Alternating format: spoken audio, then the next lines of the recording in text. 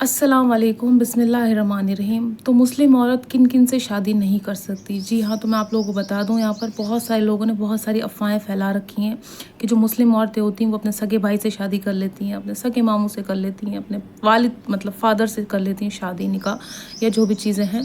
तो देखिए, ऐसा कुछ भी नहीं है, ये एक लोगों में फैलाई हुई अफ़वाह है। ऐसा बिल्कुल भी नहीं होता कि मुस्लिम औरत अपने सगे भाई से और सगे वालिद से या फिर किसी भी ऐसे इंसान से, चचा या ताऊ या फिर अपने मामू से शादी करती है। इस्लाम में ये सब चीज़ इन सब चीज़ों की इजाज़त नहीं है, ठीक है? महरम है उनके लिए ये, जो उनके वालिद हैं, उनके भाई हैं, उनके जो हैं मामू हैं, उनके भांजा भतीजा है या फिर उनके घर में जो काम करने वाला सर्वेंट है, वो भी तक महरम है उसके लिए। पर जो दो महरम है पर उनसे निकाह नहीं कर सकते ये। बहुत सारे लोग ये सोचते हैं कि इनसे निकाह हो सकता है, जैसे मामू से, चाचा से या जो है भाई से या फिर वालिद से। ऐसा बिल्कुल भी नहीं है।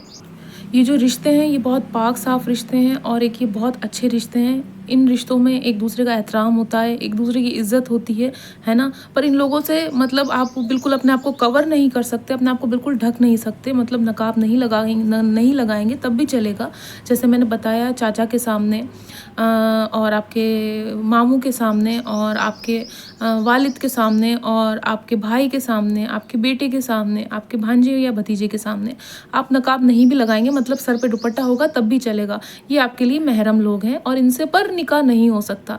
ये सब फालतू बातें हैं कि सगे भाई से निकाह हो जाता है या फिर चचा से निकाह हो जाता है या मामू से निकाह हो जाता है, ये सब हराम है इस्लाम में। ये रिश्ते महरम ज़रूर है पर इनसे निकाह नहीं हो सकता। तो औरत इन लोगों से निकाह नहीं कर सकती। अब रही बात दूर के रिश्तों की, कि कोई दूर के रिश्ते हैं, क्या उनसे निकाह हो सकता है? जी हाँ, अगर कोई आपका दूर का रिश्तेदार है, दूर के कोई भी अपने दूर के रिश्ते हैं, सगे नहीं है, दूर का ब्लड है, दूर के जान पहचान वाले हैं और उनसे रिश्ता आया है तो आपको शादी करनी तो आप कर सकते हैं।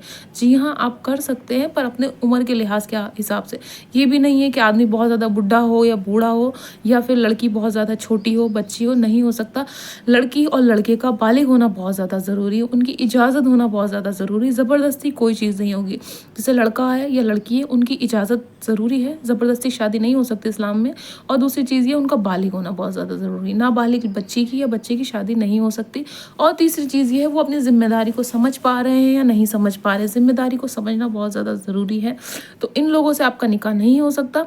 बाकी जो आपके कज़न हैं, फूफो के बच्चे हैं, मामू के बच्चे हैं, ताऊ के बच्चे हैं, उनसे इस्लाम में निकाह होता है और हो सकता है। उनसे कोई मनादी नहीं है और कोई भी वो नहीं, ज़्यादातर होता है कज़न्स में निकाह हो जाते हैं, रिश्तेदारों में शादियां हो जाती हैं।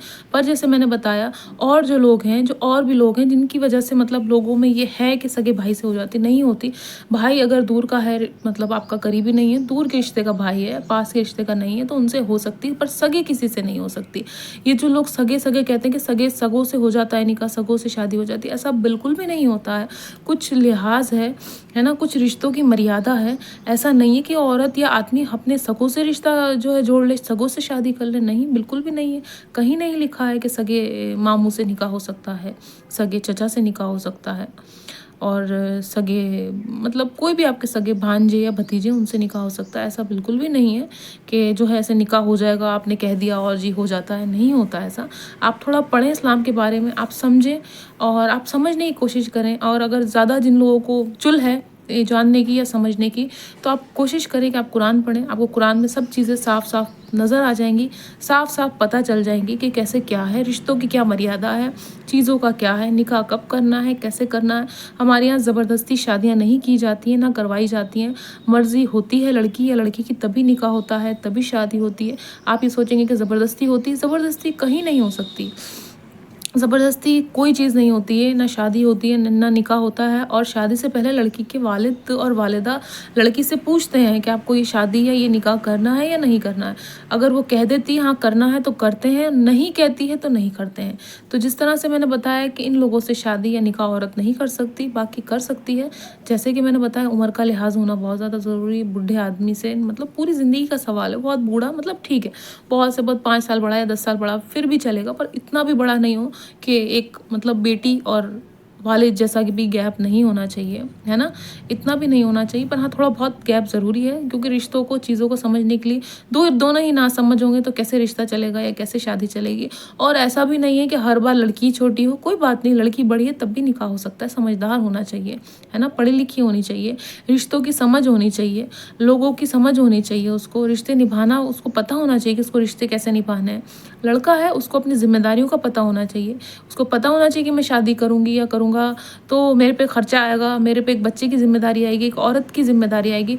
तो ये चीज़ भी समझना बहुत ज़्यादा ज़रूरी है कि आप अपनी ज़िम्मेदारियों को समझें, उसके बाद आप निकाह करें, शादी करें, या जो भी कुछ आपके दिल दिमाग में है, मंगनी करना है या कुछ भी करना है तो आप कर सकते हैं, ऐसा कुछ नहीं है। और हाँ, मैंने जिस तरह से बताया कि जो रिश्ते महरम भी हैं उनसे भी निकाह नहीं हो सकता।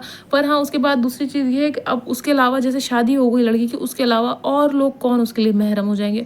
उसका शौहर उसके लिए महरम हो जाएगा, उसका बेटा भी उसके लिए महरम है, नामहरम नहीं है।